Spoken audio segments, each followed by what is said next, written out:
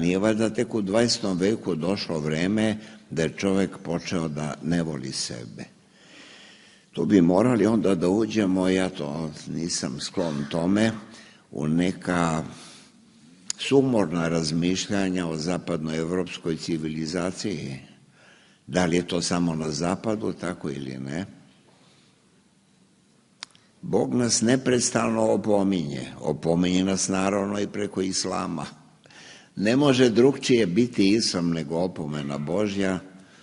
Pazite, to je sveta knjiga i to je čovek koga je Bog poslao, Muhamed. Nemojte da slušam od naših poluprosvećenih pravoslavaca da je u Muhamedu demon. Ne može biti nikako, milijarde i više stotina miliona muslimana veruju u Allaha. Jer su hrišćani prestali da veruju u Boga na zapadu, ali onda su prestali da veruju u sebe. Jedno s drugim je tako povezano kao dva blizanca i to jednojajčana.